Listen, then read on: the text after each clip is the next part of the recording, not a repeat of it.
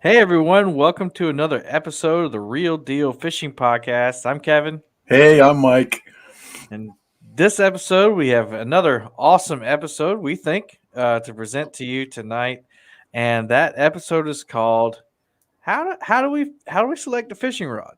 Mike, but before we get into that topic, I just want to let you know that if you have always wanted to support the Palmetto Cats YouTube channel or the Real Deal Fishing Podcast, go check out the website www.shoppalmettocats.com to get you some Palmetto Cats merch and soon to come some Real Deal Fishing Podcast merch. Ooh. Oh, I'm So ready. yeah. I'm ready. I was So thinking about that today. I was going to send you a message and be like, uh-huh. "Man, it looks so awesome." And then I'm thinking to myself, "Wait, he's ahead of me on everything." I'm trying to get the logo right. I want it Yeah. to be perfect. And so be looking forward to that. If it's your first time listening to the podcast, welcome. Make sure you check out all the previous episodes we've done. I think we've done eight other episodes. So go check those out. They're really fun. We have a good time. The show is not scripted, y'all. We have a main idea and a few talking points. But basically, what you're going to witness tonight or in this podcast is just Mike and I having a conversation about fishing. And tonight will be no different. I keep saying tonight. I got to get used to the podcast thing, man, because people I listen to podcasts in the morning. What about you? I do also listen to them in the morning. The peaceful hour, hour and a half maybe that I get at work before the all the machines turn on and everybody shows up.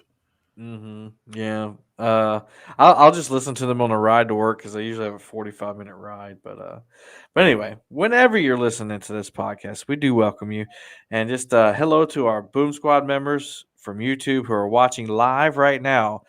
Remember, if you want to watch the live taping of the Real Deal Fishing Podcast and comment and ask us questions during the show, you can always go over to YouTube and join the Boom Squad. This episode, let's get to it. How do you pick? How do you select a fishing rod? The correct fishing rod. Mike, I remember a time not too long ago to where we didn't have all these choices, and it was a lot easier to find an appropriate rod to fish with. Do you remember these times long, long ago? I actually located the first fishing rod that I can remember that my grandfather purchased for me in moving a bunch of stuff for my father 2 weekends ago. I Really? saw the original rod that I remember first catching fish on. Now, I That's don't know how awesome. old I was. I might have been 8. I might have been 7, 10. I don't know. But I remember catching a lot of fish. This thing is pure fiberglass. Now, back then, Yeah. our options were so simple because almost everything was 5.5 foot, 6.5 foot, maybe. Or you had a surf rod. Yeah, yeah. You had something that was so long you couldn't handle it anyway, so it wasn't really Mhm. an option. And all the data on the rod back then, all it said was its name, Mhm. how long it was, and sometimes it would tell you if it was medium. Sometimes it didn't even say that, and Gramps would be like, "Pick it up and wiggle it. See what kind of wiggle it's got." And he'd either be like, "Oh yeah, that's a nice one," or he'd be And we like, still do "No." that though. We Oh yeah. still test the wiggle. I mean, it's in us. Yeah, I remember like, there's rods growing up. You had your bass type rods, because bass fishing's been Mhm. around and commercialized a lot longer than catfishing. And then you had your saltwater rods, and your saltwater rods was basically you know, your your catfishing rods. And you did have some. I think Ugly Stick was definitely the first ones on the game that made something close enough to what we have now. But Ugly Stick had like the in between the bass fishing and the Mhm. saltwater fishing, and it kind of worked. Again, we catfished from time to time back in the day, so I really get too much exposure. It's like, oh yeah, that's a catfish rod. Let's grab that and let's go. We had the brim buster. We had the catfish rod, the quote unquote catfish rods, and then we had, the bass or uh, crappie or crappie type rods. And that was it. So nowadays we have tons of rods to choose from, and a lot of them are very similar. But tonight we're going to go through, for those of you who may not know how to select a fishing rod for whatever species you're fishing for. We're going to go through those and not necessarily talking about brands. We're just going to talk about the different scenarios.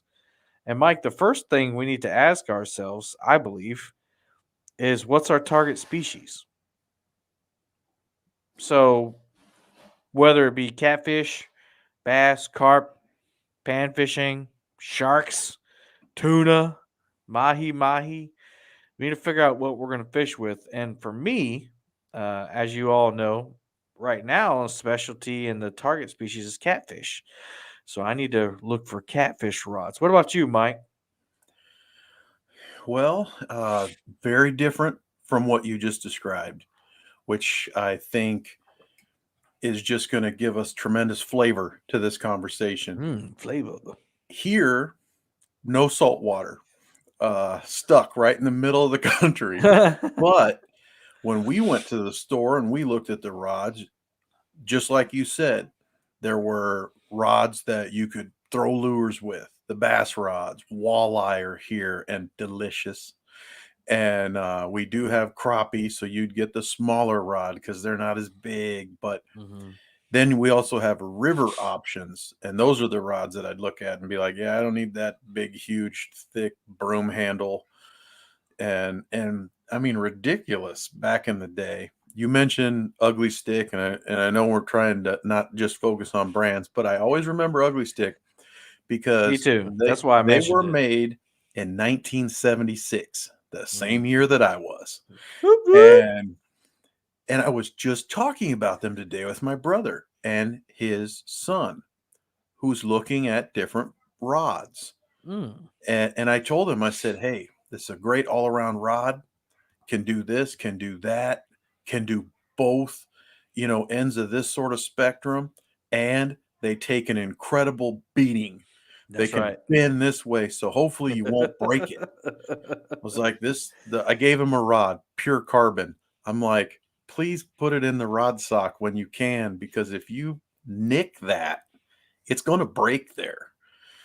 And he didn't understand it, Mm. but he will when he breaks it. Well, that's part of what we're talking about because there is a category called skill level. So let's go ahead and start with skill level. So Okay. you have your beginner, and we're talking about any species, y'all. We do get kind of bogged down in the catfishing world. That's just what we're interested right now. But any level, you need to think about skill level, and I think the intermediate or the beginner skill level is the person that says, "Oh wow, I saw somebody on YouTube or somebody on Facebook or my cousin talked about catching this, largemouth bass. It was 10 pounds, it was amazing and talked about the fight and how awesome it was. I think I want to do that. I'm going to run out to the store and now I'm presented with a plethora of different options, especially for bass. It's like, what rod do I get? We're not even talking about reels tonight, by the way. So don't let's not even get into that. But same thing for catfish, same thing for carp, same thing for saltwater fishing. Now, we're going to kind of leave saltwater fishing alone because saltwater fishing, there really isn't too many inexpensive models. Salt does a lot of different things to materials, whether they're made out of metal or plastic or whatever. So that's kind of a different beast. So we'll stay on the freshwater side. Um, yes, I did say bass. I'm trying to appeal to the masses here, but but I'll talk about catfish. So if I'm thinking about the beginner, it says I think I might like catfishing. don't do what Mike and I do. Don't buy these 80, $90 rods right at first. Get into it. Get into it cheaply. Get into it inexpensively. I don't even want to use the word cheap because it may be misinterpreted as bad. Get into it inexpensively. And I would say that if you're going to just get into catfishing or bass fishing or whatever, go to Walmart or go to something similar to one of your big box stores and get you a combo. They have combos which has a rod and reel on it. Some of them even come with tackle for under $50. I You completely know. agree. Another thing that I will say that benefits you when you go to Walmart, you probably only have one aisle to walk down. True. It's very well organized. You're going to find line and terminal tackle probably grouped together. Hmm. The other side, you're going to find lots of lure options. You're going to find all the rods and the rod reel combos up above.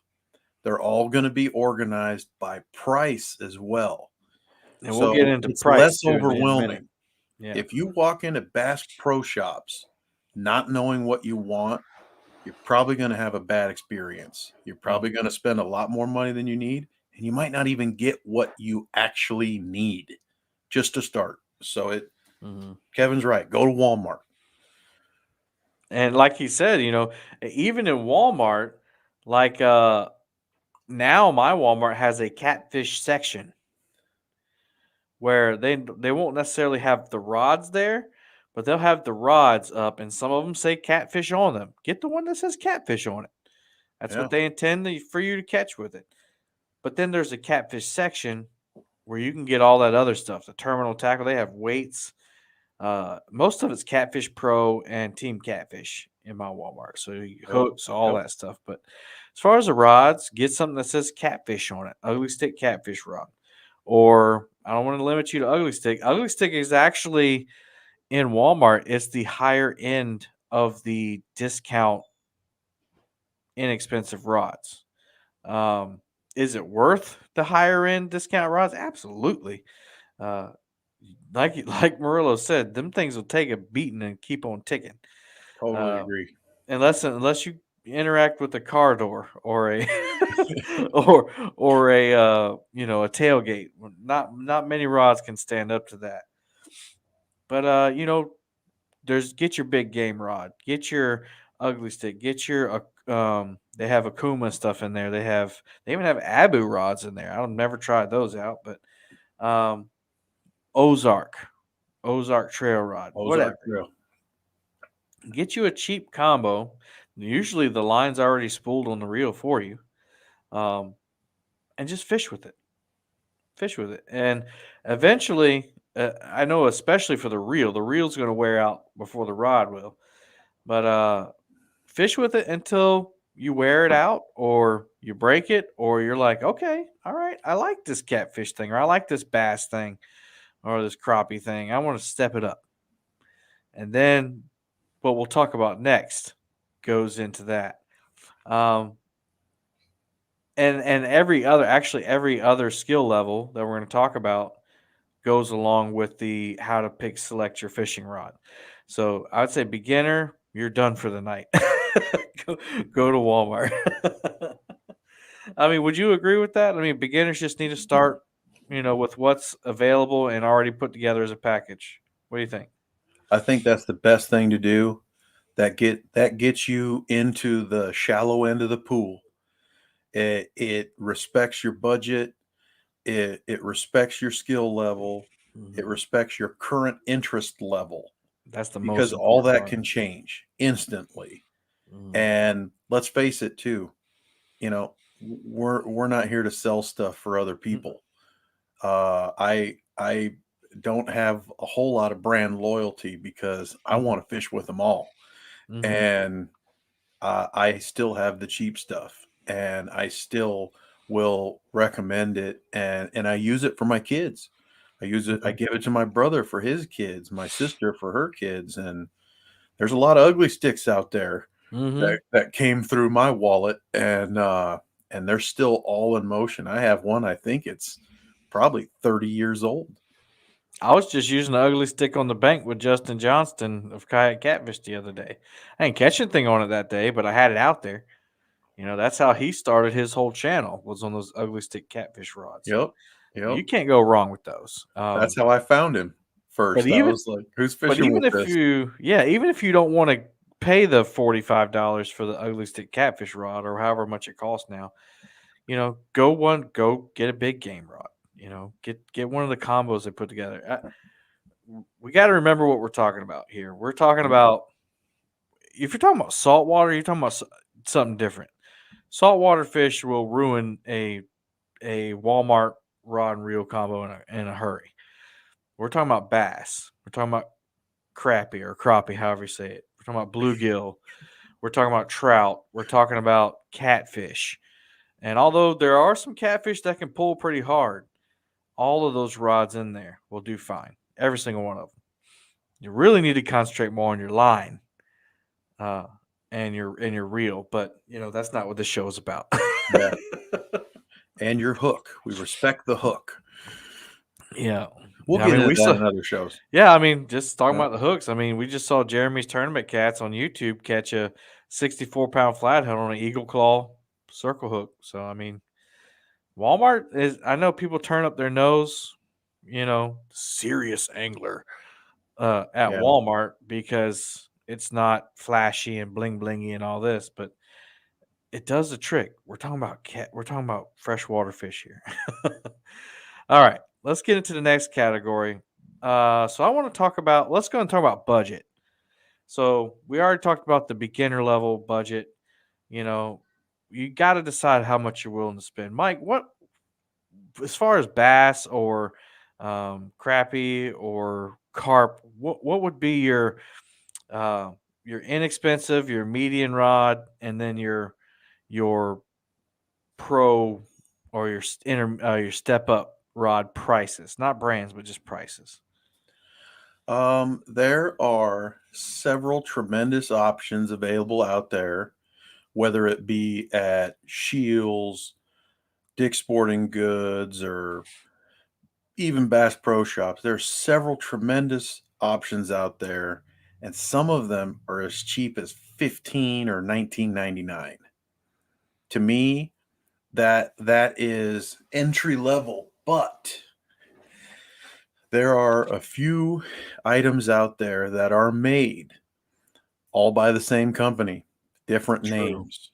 Different names on those rods, but the same companies.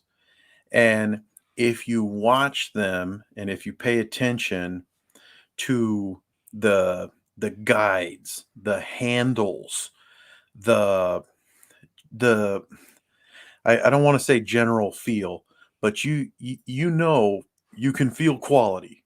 Mm-hmm. If you pick up a rod and you say, "Wow, I'm going to break this thing." Sometimes you're right, Yeah. but sometimes you're wrong.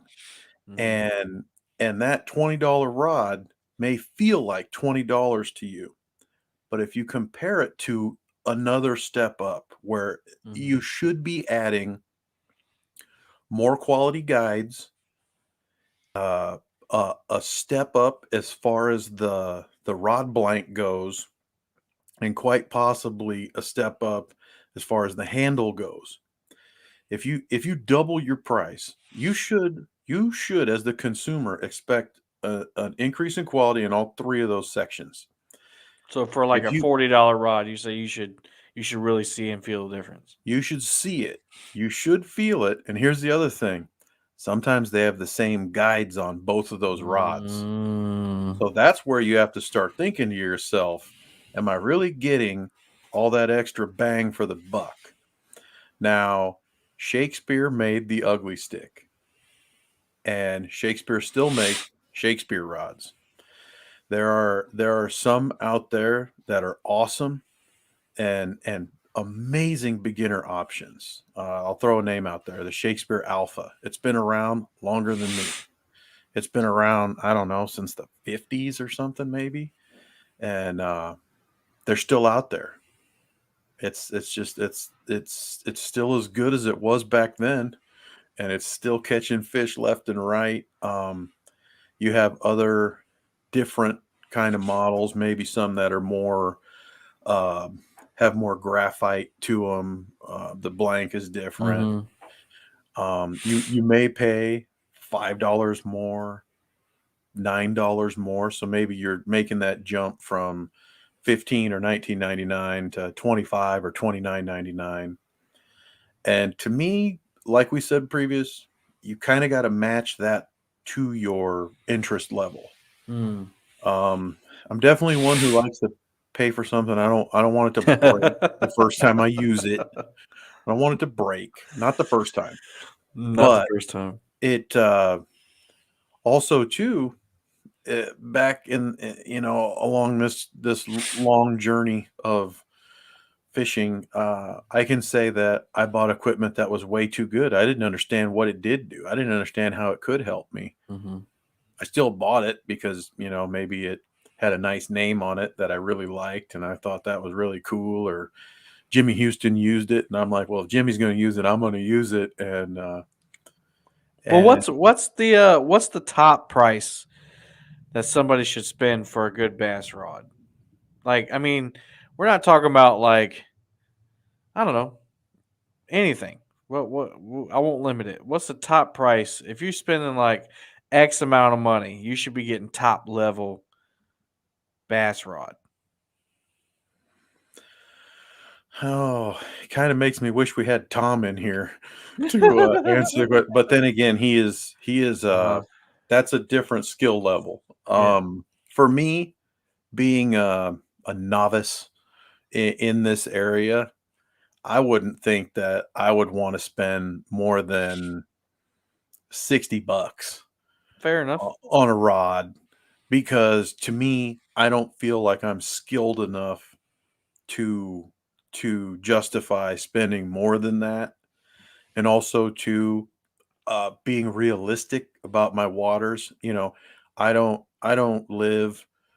believe anyway. I don't believe that I live in an area where I could catch a 15 or 17-pound largemouth bass. So maybe I'm trying to match that up a little Oh, that bit. makes sense. It makes sense. I mean, Yeah. why overpay for something that you're not going to maximize? I get it. I've seen Yeah. bass rods for like 150, $200, and I'm like, are you kidding me right now? But I mean, these are pro anglers using this stuff. So, maybe we have maybe we got a pro angler listening, but they don't need our show to pick their rod. So let's go back to common folk. So what Mhm. about carp? You're an avid carp fisherman. Give us price ranges on beginner, intermediate, and then step up.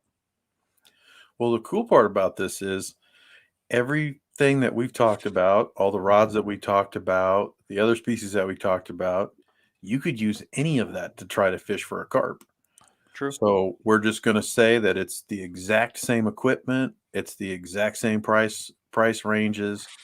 What I will also say is, specifically for carp, they're very strong. Now, Mm, you could argue to keep things as cheap as possible while you're learning, because if you don't have your drag set correctly, that carp is strong enough to break your rod.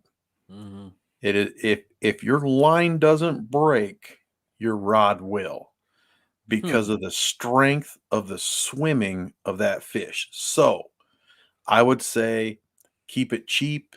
Go with that $25 combo. Go with that $30 combo. Just like Kevin said, yes, you may end up stripping the gears out of the the reel that's on it. You might end up upgrading your reel before your rod, just like Kevin said. But it's safe. mm, Interesting point about carp too. Since they are so strong, I don't believe that you should get a medium heavy rod. mm. I think that you should always have a medium or a medium light, so that way the rod itself acts like a shock absorber Yeah. and takes a lot of that abuse that their swimming strength is Yeah, gonna it put works. on. It works together with your line. I mean, Hmm. we've heard that monoline is better for carp. So, the line's going to stretch, the rod's going to bend, so they're kind of working in tandem there. That makes a lot of sense. I didn't even think Yeah, about that. yeah, So then catfish, we both know catfish. So what we talked about the beginner rod. You can get beginner rod combo for like $25, $30 in Walmart. Step up to that ugly stick catfish rod for mid 40s. Um, and then after that, there's a couple of rod manufacturers that make rods in the 40 to $70 range. Now, what you're going to discover is that the reason these rods are priced in this range is because of the components on the rod.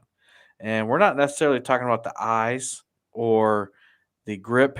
We're talking about the reel seat, which the introduction of an aluminum reel seat has greatly increased the price of the rods. And then once you get into that, what I'm going to call intermediate to step up rod category, you're going to see a longer rod, a 7'6" instead of a 7 foot or a 6.5 foot rod. So then that adds extra to the price. The rods are going to get thicker. They're going to have a lot flashier paint job on them. They're going to be prettier to look at. And those rods are really for attracting the fishermen more, more than the fish.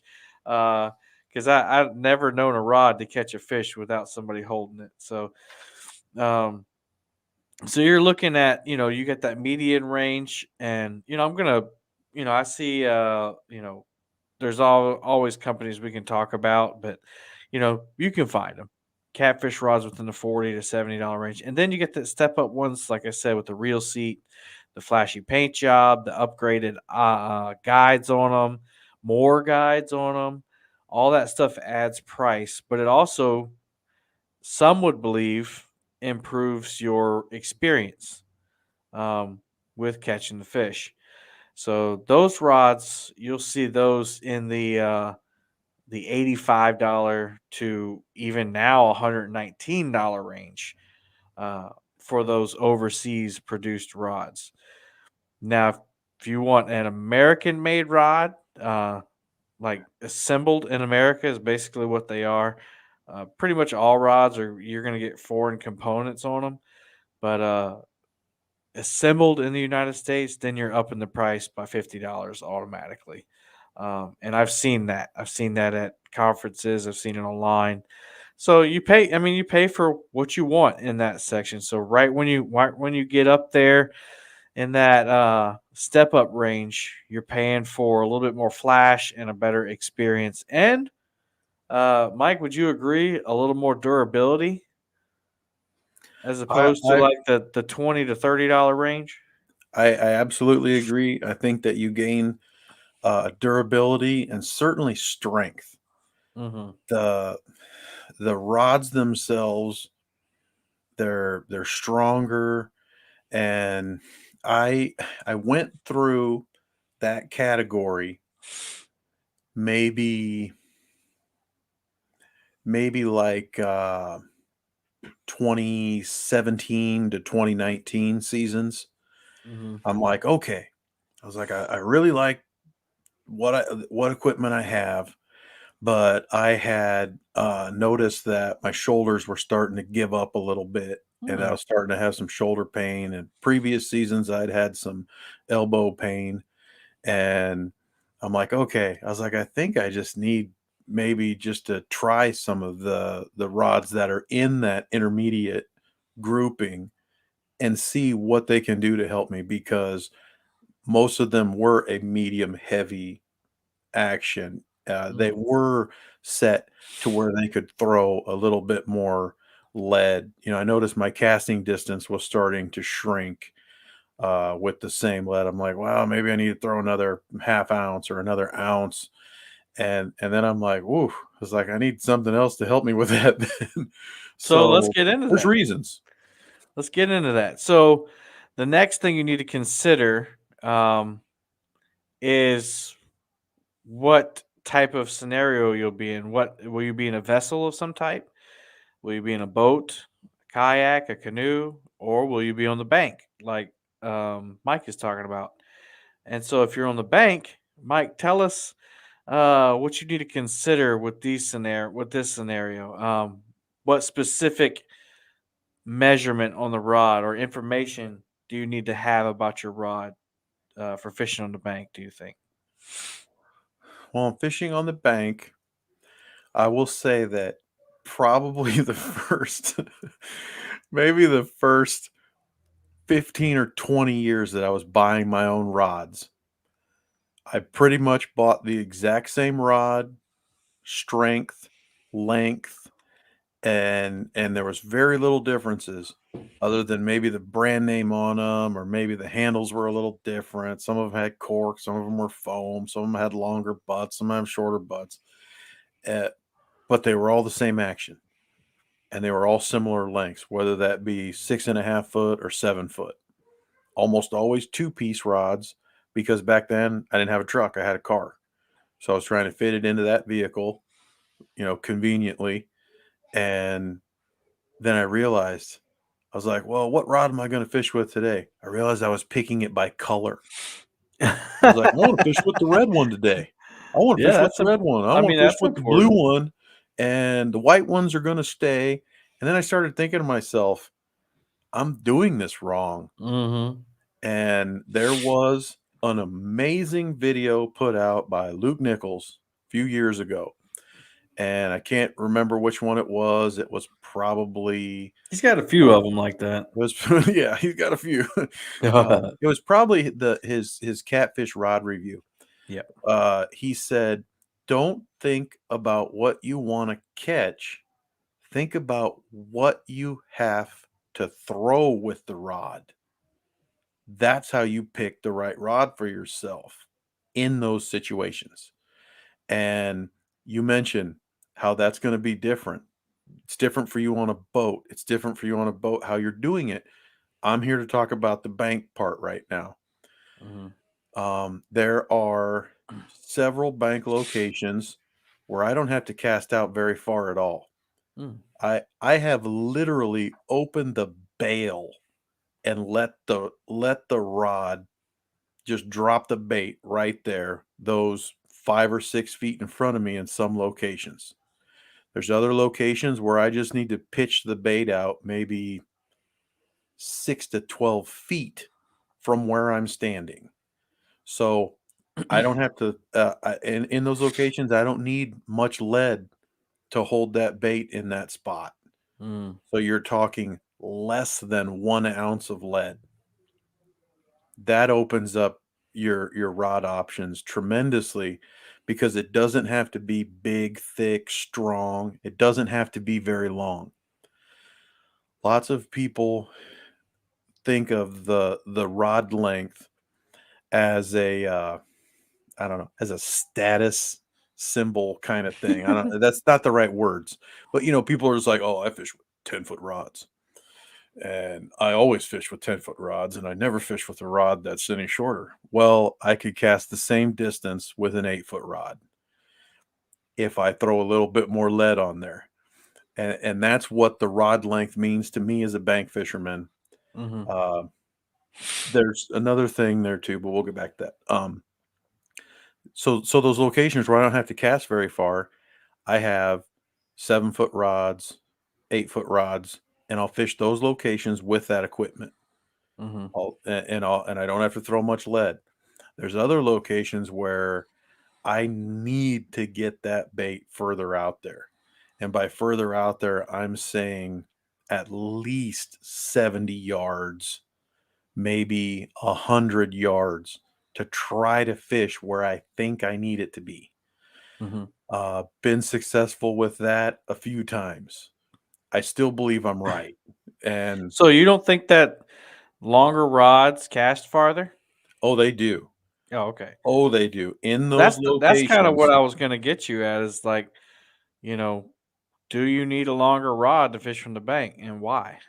yeah, there's just a couple spots where I'm fishing an old river channel in Mm, this reservoir. I can fish the shallow flat that's in front of it with a rod that's 6.5 or 7 feet. I can't get to the other side of the channel mm, without having a 12-foot rod. gotcha. I can almost do it with a 10, but I just don't think that I have the strength to do it. So I Mm, have 12-foot rods. I have 10-foot rods, 9/8, all the way down to 4.5 for the kids. mm, But the yes, casting distance is tremendously different. I can throw a 2.5 ounce lead 100 yards without even trying with that 12-foot rod, and it's rated to throw up to 5 ounces of lead. And I've never done it because I don't need to, because I'm getting the distance that I want with the smaller lead. But it is amazing. That's truly what they're intended for. mm. Uh, there are there are some fish that people claim are extremely spooky. So if you get too close to them, let's say I'm fishing the opposite side of a bank on a lake. Mhm, I'm casting further because I don't want to get closer to them. mhm. That could be true. It could not be true. I don't Well, know, and you just but or you you just get the don't feel like option. walking. I mean, Yeah, yeah, or yeah, it's yeah, or you absolutely. got 2 kids with you, and the more you walk, the less time you get to fish because you're gonna be having to pick them up and carry them. And Yeah, yeah, for sure. so the average. So you're saying that most bank fishermen that need to cast far will go with a 10 or a 12. Are there longer rods? They do make longer. I know some companies do 13, some companies do 15s, and I think there's a few companies that even go further than that. But then that is a true surf casting rod, Yeah. like you were Okay. saying. Yeah. I just believe that people have purchased them and used them in their specific situations. Another great thing to consider when you're bank fishing, if there's lots of trees, you aren't going to be able to use that long rod. There's no way. And that's also partly because of the how you can effectively cast it there. And look up a video if you want. It's a true catapult technique. And there are casting competitions around the world. These guys are sending this stuff like just under 300 yards or so. That's crazy. It's nuts to watch them do it. And some of them actually incorporate a spin like a discus I've seen thrower. that. I've seen that. There's a And yet really viral video that. and yet they're accurate. I don't know Yeah. how. I mean, I would fall down. I'm that person. I'm not going to do ice dancing or ice skating like that. I'm going Come to on, fall man. I'd down. pay to see that. It that might be what gets my channel over 1,000 subscribers, right? Uh, but it's not going to happen. Large Uh, man falls through ice. So then let's talk about kayak fishing and boat fishing. So let's talk about kayak fishing, or let's talk about boat fishing. So boat fishing, you definitely don't want longer rods. I mean, you don't want anything really over an 8 foot rod. I don't even like 8 foot rods. And that's weird to say because the standard in the catfish industry right now is 7.6. An extra 4 inches means a lot. But I would. I'm not gonna say never, but I wouldn't want to fish with something over an 8 foot on a boat. Number one, when you're casting, you're gonna be hitting all kinds of stuff, other people maybe, or your canopy or bimini tops or whatever. Um, we had a we got a donation here from the Boom Squad from Sogo, $5, said money from Murillo Ice Dancing School. We thank you for that donation there, Nick. Appreciate that. I'll send that to you, We'll so you can we'll put it keep it towards in. ice. We'll keep it under consideration, Nick. But it's a long shot. Okay, so Oh man, that's you funny. mentioned a So yeah, longer rod on a boat bumping into things. yeah. There is one detail to consider, Mhm. and that is the handle of that 8-foot rod. Sometimes, if they happen to have a longer um, butt section on the rod, it Mhm. can then shorten that distance from the reel seat to the actual tip. So Mhm. sometimes an 8-foot rod feels more like a 7.5-foot rod or a 7-foot rod because Mhm. they've moved that reel seat forward. It's Mhm. very rare. There are not a lot of rods that do that specifically, but also too, the chances of you finding that specific rod Right. that's built that Right. way that then it would work for you just means it's not even worth trying to find it. Go with the shorter rod, it's easier to manage. Those 12-foot rods are not easy to handle. They No, are they're not. ridiculously fun.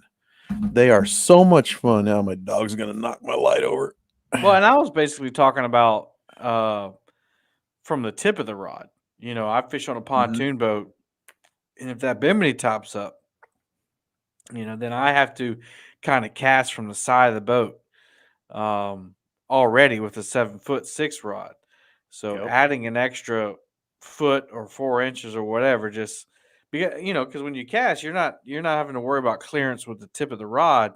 You have at least 3 foot of leader or hook or whatever coming right behind the tip of that rod. So Mhm. definitely, I would suggest something under an 8 foot rod for a boat. Simply for the reason that you with a boat you shouldn't have to cast 100 yards. You should be more strategic about where you anchor. Um, Instead of having to cast 100 yards to a spot. Now, I get it. Some people, like you said, they don't want to spook the fish, or maybe they're put out 8 rods and they want that one extra far one. Do what Mike was talking about. Put a couple extra ounces of weight on it and give it a little extra little gut there, um, and get it out there. But and now for a kayak, so this is a debate, not a debate, but I've seen both ways, both ways done. There's people make 5.5 foot rods for kayak or 5 foot rods for kayaks, and I've seen a couple guys fish with them. And reason being is when they're reeling in a fish and they want to get that fish closer to them, the shorter distance between them and the fish, the better, Yep. so they can get that rod in there. I've also seen the majority of guys go with the standard 7.6, um, and I don't know if they struggle with it and they've never tried out the shorter ones. For instance, I know, and I know he won't mind me talking about him, but Brian from Flint Hill Catfishing, he uses a short rod, a 5.5 or 5 foot rod, and he says it's great.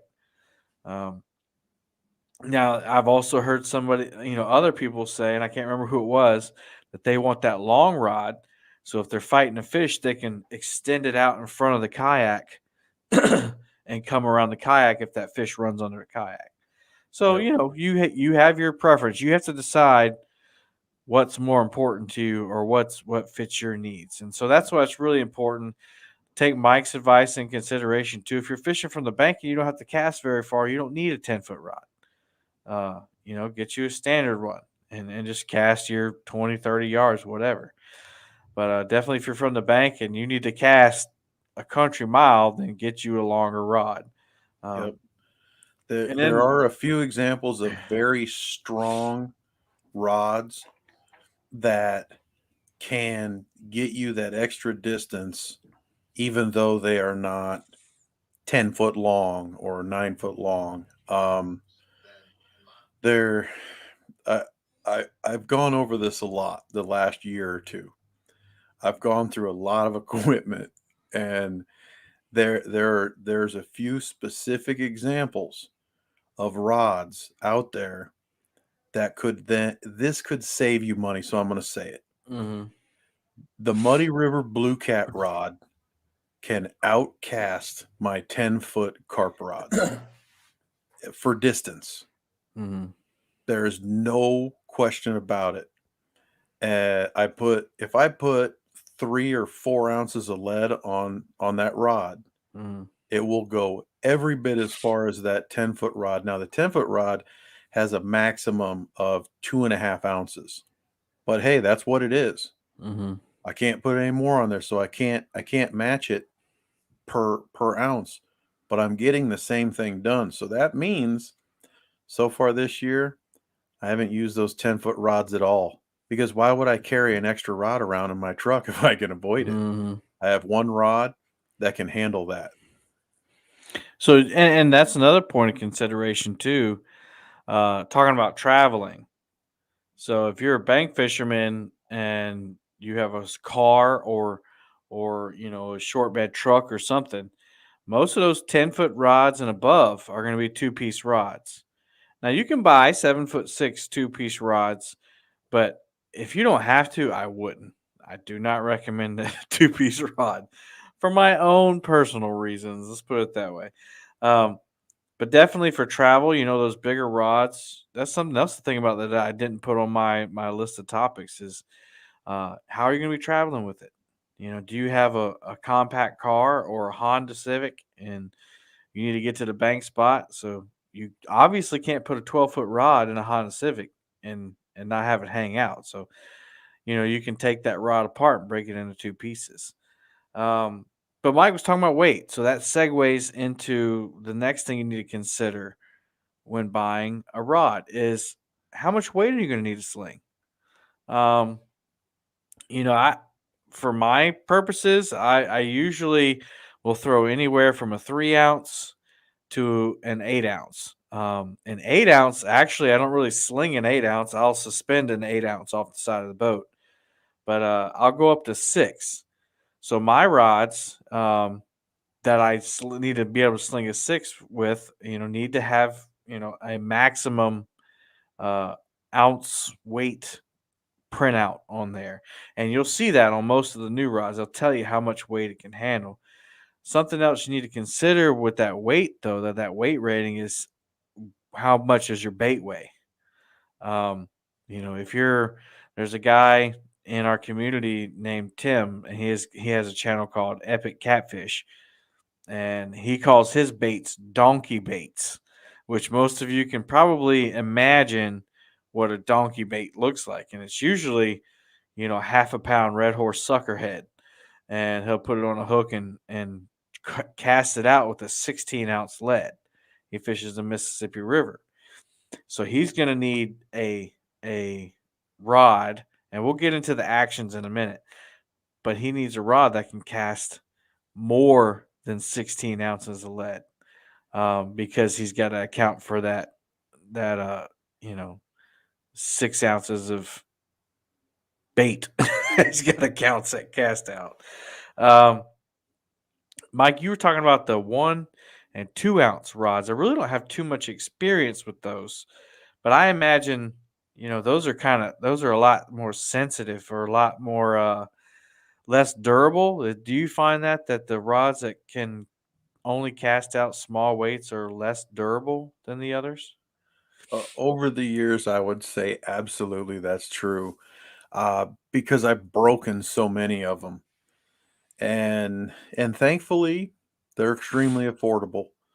Uh, back in the 80s and early 90s, I wouldn't spend more than $15 on a rod Mm, unless it was an ugly stick, and even mhm. then, really wasn't too much more.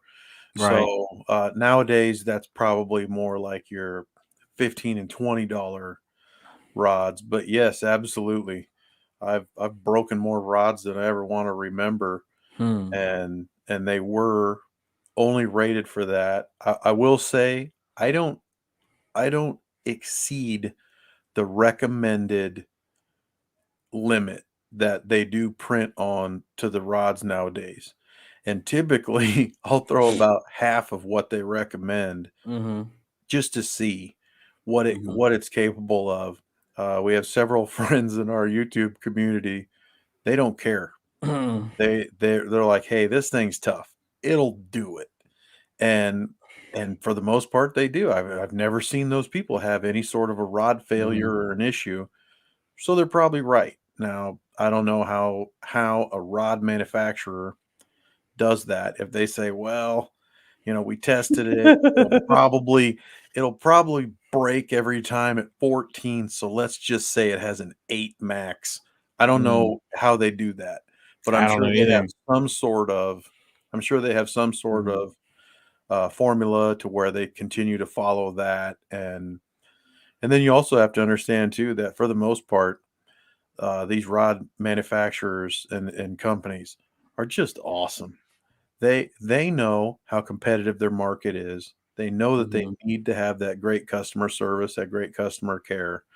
But then again, if you're throwing 24 ounces of lead on a rod that says it can only throw 8, you're taking your own chances there. Yeah, that's your fault right Yeah, there. that's your fault. And with a half Yeah, pound sucker head. and I'm the opposite. I'll max out a weight. Um, just to I've chunked. I should. I'm not even gonna say the name brands because Yeah. you know, but I've taken a rod that was rated for 8 ounces, and I've put 12 on it and casted it out, and it did fine. Now, Yeah. was it awkward? Heck yeah. So that's another thing too. Much more than maybe not much more, but you also have to consider once you're maxing out the weight capacity of that rod, it becomes really awkward, and you're almost afraid to like put any oomph into it when you cast it because you're just ready for it to go snap, and your day's ruined right there. But so why would you even need to cast these weights? Well, that goes into the next thing you need to consider is your current speed. So a lot of times when people are throwing heavy weights is because they have heavy current. Well, most times, maybe all the time. That's why I know suspending baits. If you have a even a minor flow of water current, your bait will swing out towards the surface of the water in the direction that the water's flowing. So you need more bait to kind of slow that pendulum down to keep that bait closer to where you want it. Um, then you have your situations like the Mississippi River where the water is raging, but you need to keep that bait on the bottom. But then you have situations like casting a topwater plug, where you don't need a lot of weight at all, if any. Just the weight of the lure. Um, then you don't need that rod that can hold 12 ounces. 1, 2 to 5 ounces. That's all you need. So Mike, you fish in a scenario most often where there's not much current at all, right? Yes. Most often, no current. I don't actively fish our rivers, and even if I did, not much current at all here, Mhm. especially with our low water conditions this past season. So you really don't even need the rods with a big weight capacity because that's just gonna impact your experience reeling in your fish, correct? Correct. Absolutely correct. So again, the more weight you put on the rod, the less sensitive it's going to be when you're fighting a fish. And I mean, what's fishing for? Unless you're fishing a tournament, which it should be fun anyway, or you're fishing for food. You want to have fun when you're catching that fish, and maxing out your rod and your lead and everything just to the max, just so that you can that one day you may catch the most giant fish you've ever caught ever, will make all the other fish feel insignificant, and you might not have fun. So, and I learned that from our friend Chunky Cats, Elston. He started off with big heavy rods, and then he just kept getting lighter and lighter and lighter. Um, you know, because the fish weren't monsters all the time. Not that he doesn't catch monsters, he does. He just proved that the other night. But the majority of his fish were in that 2 to 15 pound range. And so he wants it to be fun. He wants the rod to bend. So he's not going to max out and get the biggest rod, the beefiest rod, and put the most giant weight on there. But then our friend Epic Catfish, who we talked about, fishes the Mississippi River, where if he doesn't use that broomstick rod, if he doesn't use a 12-ounce weight, he's not going to catch any fish. Um, so that's points to consider about your lead. Definitely one of the bigger points is about the lead, because that's a big uh, deciding factor on what you need to buy, and it correlates. It doesn't necessarily match, but it correlates with the action of the rod. And so, Mike, what am I talking about when I'm talking about the action of the rod? You want to kind of run through some of the different actions they'll see on the rods?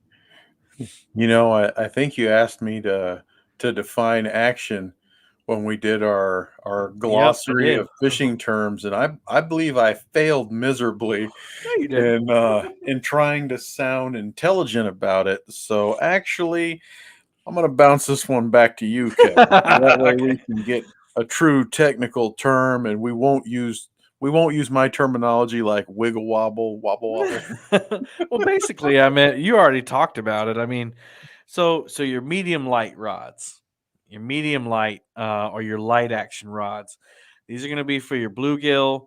So it actually goes all the way down to ultralight. And ultralight fishing, if you've never tried it, is super fun.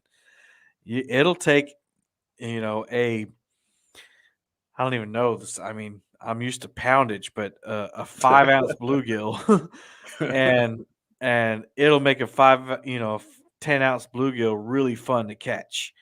You know, so try ultralight fishing. That's when you want to have a lot of fun with some smaller size fish, on up to even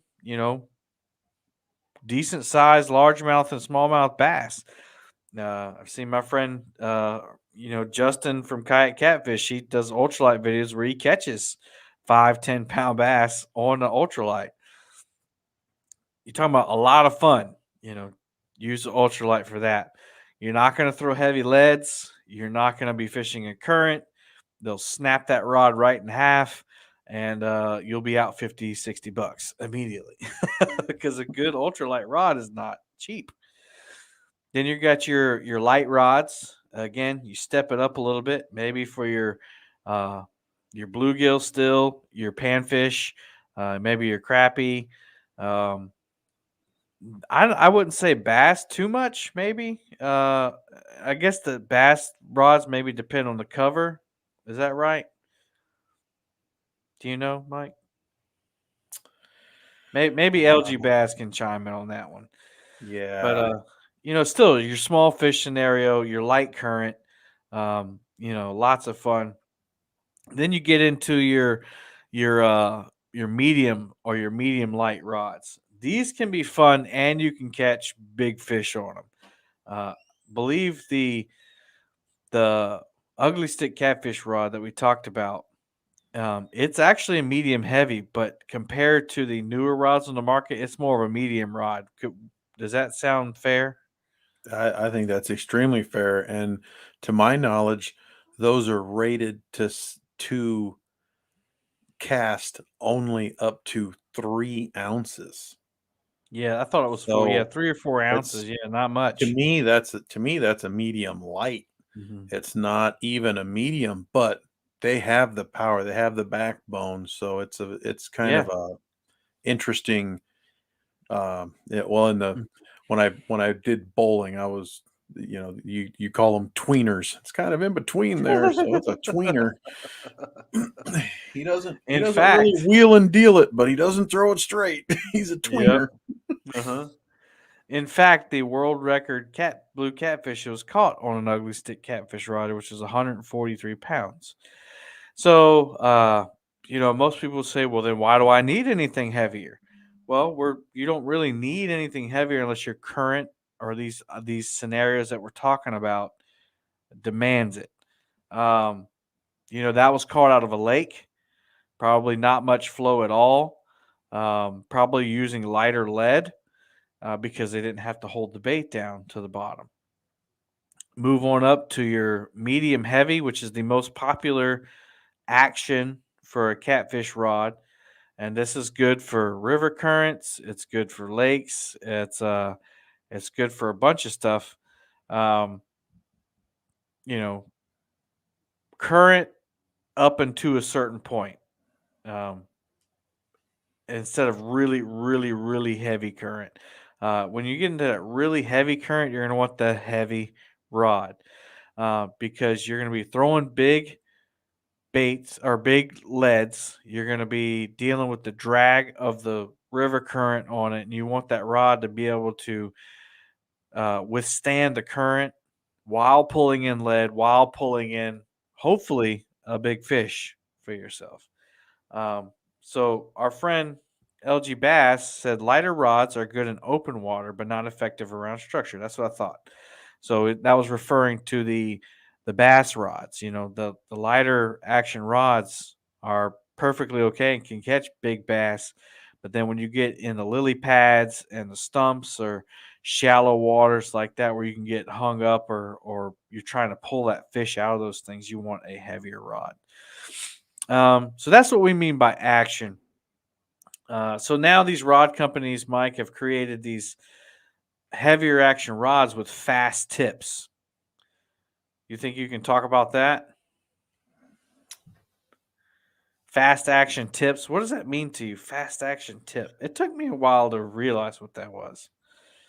Um, for the longest time, I just thought that every single rod company wanted to add more detail to their rods, so they just all said that they had fast action tips. Uh-huh. But then I encountered, and by encountered I mean I purchased like 5 or 6 That's of like saying I encountered wings, of Mike. that Come on, man. same of that same. Yeah, I encountered wings last night. I encountered some wings last Yeah, night, I meaning I encountered ate that 30 wings. that that ugly stick catfish rod that we've been talking about so much. And then I noticed that it's in the rod holder.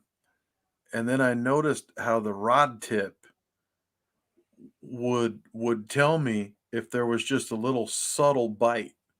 And Hmm. I'm like, I'm wondering to myself, is that what they mean by a fast action tip? That is. Because the rod didn't move. Mm-hmm. It wasn't like a thunderous whomp. It Mm-hmm. wasn't that big thump we're all looking for. It I was like just your use of a womp in little there. a little bit, I love it when you do that on your live. We need a whomp. We need a womp, So it baby. was just a subtle little nibble, and sometimes you could just see that that's not. I was like, "Wait a minute. That's not the water." And then next thing you know, the whole rod starts to load up, and Mm-hmm. that tip really did have a nice little action about it, but then you could see the whole rod was starting to load down, Mm-hmm. and I'm like, "Is that what these guys do?" 'Cause, for the longest time, I'm fishing carp, and I gotta tell you, carp are subtle like that until they decide, "Hey, I'm gonna pick this up, and I'm gonna swim 50 yards to the Mm-hmm. left." So they're just gone. I Mm-hmm. mean, they're and it isn't really a takedown, They feel it's that a hook run. immediately. It's Yeah. a run. They're gone. Yeah, I've seen And underwater action of a carp picking up a hook, and they know what it yep, is immediately because they try to spit it out. yep, And then it's like, oh crap, gotta get out of here. yep, and And and and and they some hightail it catfish, and now some catfish do that too. They'll put the bait in their mouth and they'll turn and they'll feel it and they'll get scared and run immediately. Um, but then you get the flathead, which will engulf that bait and just sit there with it and not move. And then whether or not the current pushes the fish to the side or something, or they just turn their head just a little bit. That's where you see that load up of that tip. So yeah, that's exactly right. Mike is exactly right. So the fast action tip means that the fisherman can see the action, or the fish taking the bait, or thinking about it, or messing with the bait, but the fish doesn't necessarily feel it.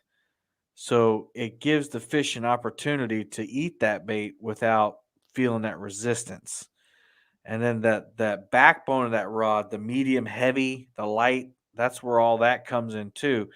The lighter the rod, the more it's going to flex, the more it's going to bend over before it gets to that backbone.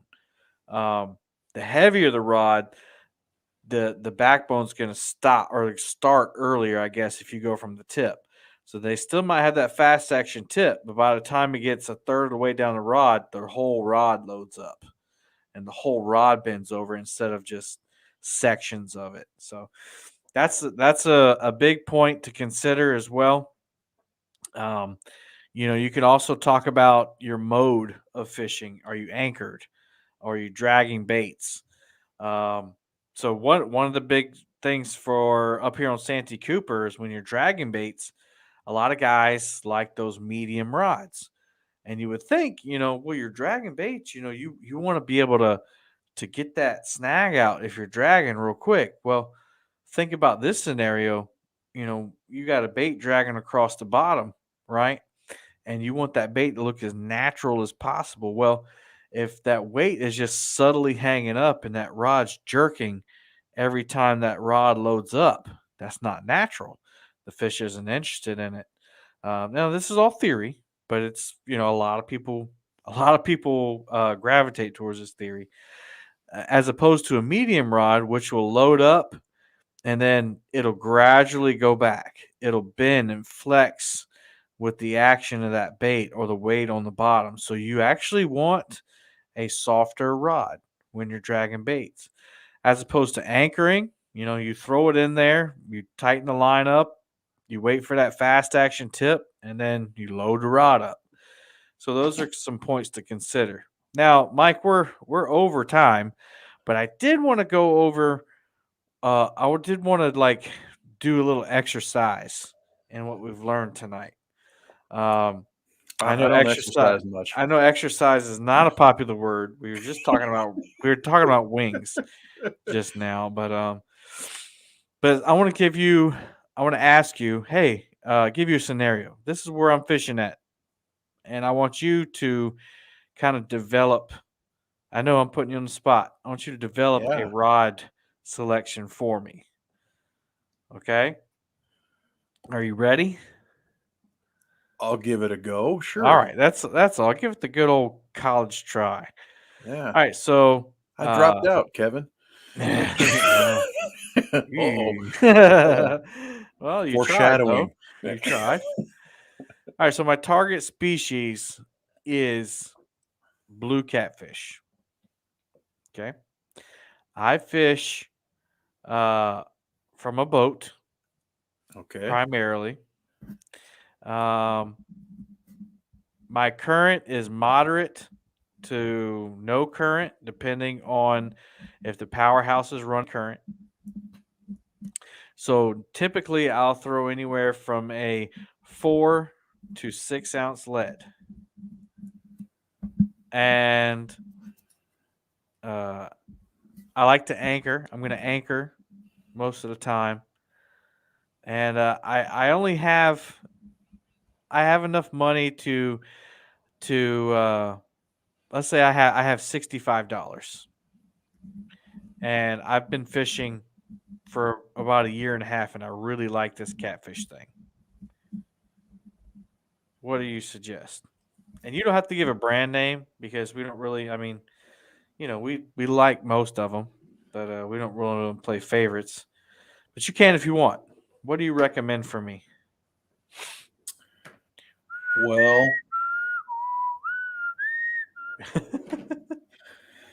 I have to admit that it's a very interesting combination of factors here. Mm-hmm. Nothing immediately went into my mind, with the exception of the Rippin' Lips rods. That's the Okay. first thing that came into my mind. Okay. I would think Now tell that me why. Tell me why.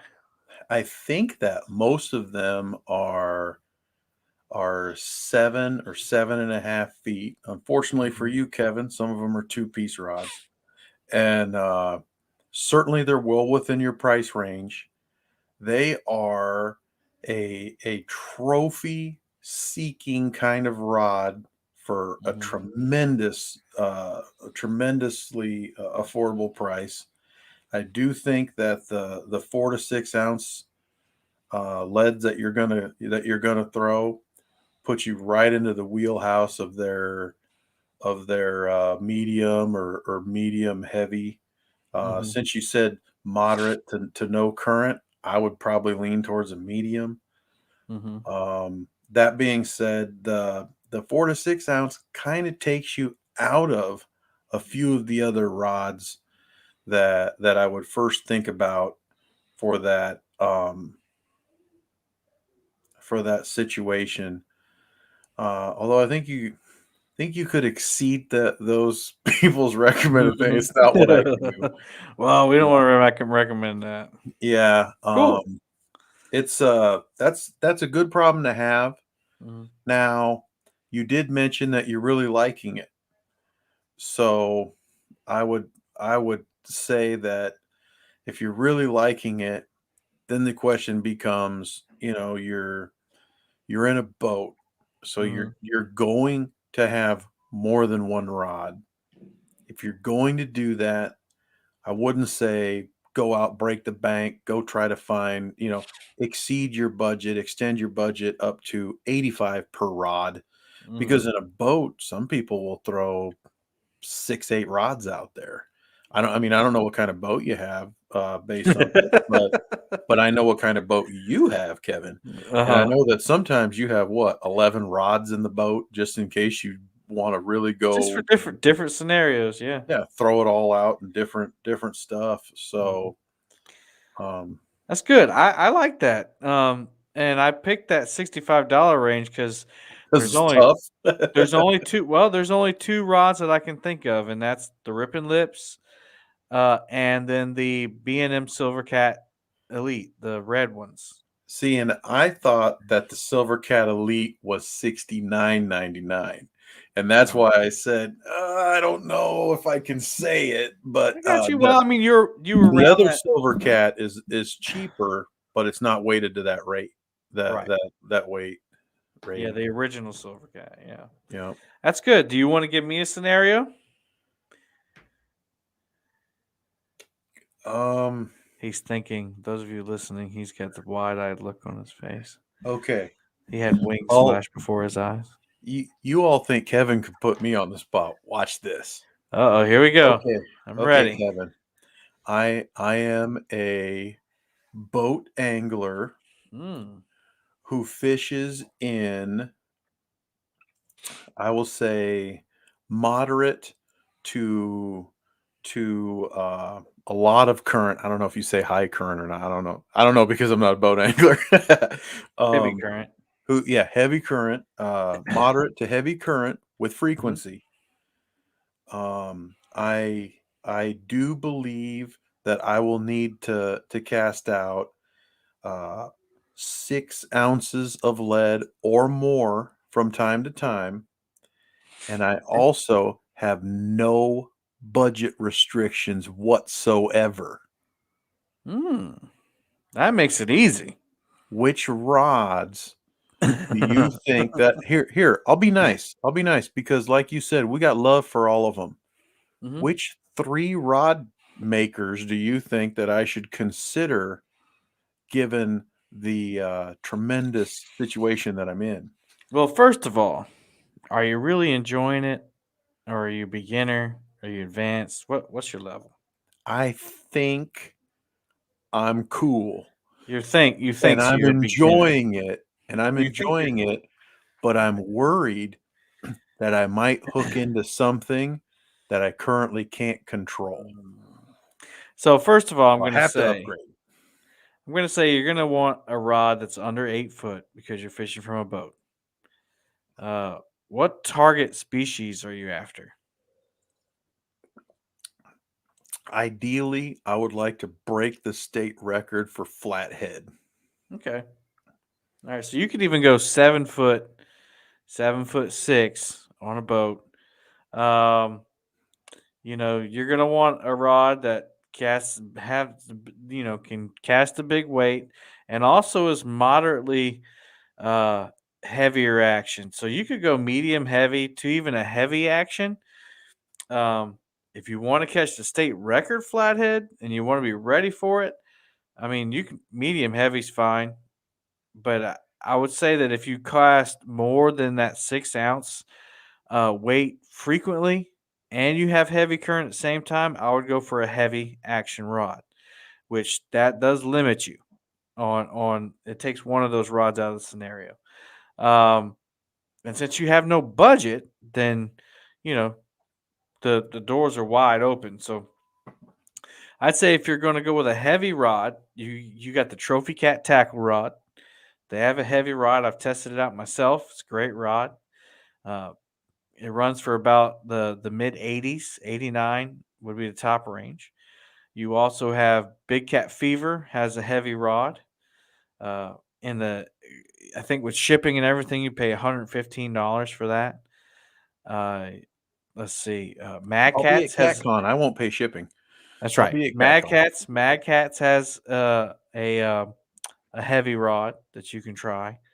Now, if you're going medium heavy, you can get into the any of those rods I just mentioned will have a medium heavy, but then you also have the Blue Cat. But I would recommend the flathead rod just because you want the record flathead, and how cool would it be to catch the record flathead on the flathead rod? Now that's a 7 foot rod, so it's a little shorter. Still Mhm. has a fast action tip though. But don't discount the Whisker Seeker rods. Although if I've never used them, I've used them rarely.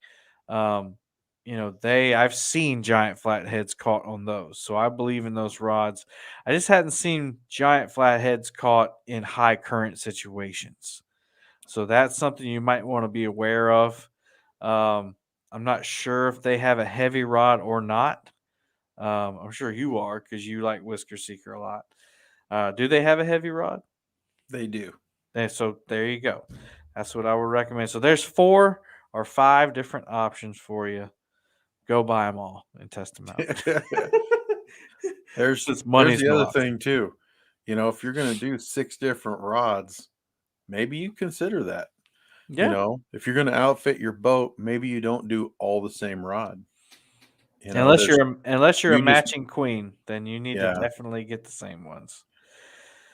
I used to be that way before I started YouTube. I liked everything to match, and then I actually struggle from that from time to time. I'm like, I really like a lot of these rods, but I want all of them to match. But I still have all of them. But anyway, I hope that helps everybody. I think it was a great show, Mike. I mean, I didn't well, expect the pop quiz at the end. yeah. Well, the pop quiz. Plus, we didn't script anything. We met 10 minutes before the show, and I thought it went pretty well. I had 8 words written down on my notepad before the show, so I There think we you did go. pretty good. We went 18 minutes past 19 minutes. Amen. Yeah. Well, everybody listening, we thank you. If you have any questions or need more recommendations, maybe you want to give us your scenario, then just send us an email. You can email me at palmettocats@gmail.com.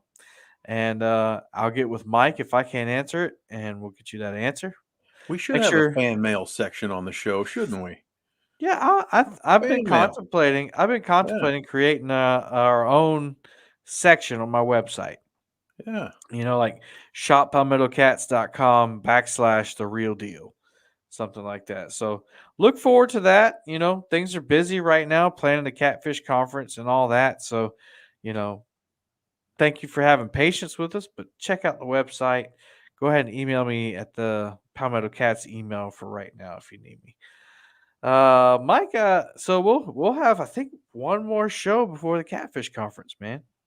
Yeah, I got to tell you, I'm pretty excited. I did all my laundry So this excited. weekend, and I'm just thinking to myself, wow, I have to pack a bag for something Yeah. because this last summer I didn't even travel to go fish anywhere for a week, which Uh-huh. is rare. I think that's happened 3 times in my life that we didn't go somewhere for a Mm. week. But we decided to do a staycation, and then nobody really understood what that meant, and they all wanted to travel, and then that didn't happen anyway. So I just fished on my own, and then they all went without me, and I couldn't get that week off of work. So Oh man, Mike's they had starting a to play his Mikecation. violin, guys. Yeah, that's all So right. yeah, I so enjoyed we'll have it. one more show next week. Again, if you have any suggestions for show topics, just send me an email, and then we'll definitely do a show. Maybe we'll do a live to everybody show at Catfish Conference just to have That some sounds fun. like a great idea. I'm So all we'll in. do that. And that being said, y'all, we're just thankful for everybody that listens. And I'm gonna say us a prayer and we'll get out of here. Heavenly Father, thank you once again for another awesome show. Thank you for Mike and all the listeners and the viewers on YouTube. I know that you blessed this channel, and without you, it wouldn't happen, Lord, or at least it wouldn't be as successful as it's been and easy as it's been. So I just thank you, and I give you all the praise for it all. In your name I pray. Amen. Amen. All right, everybody. Until next time, happy fishing.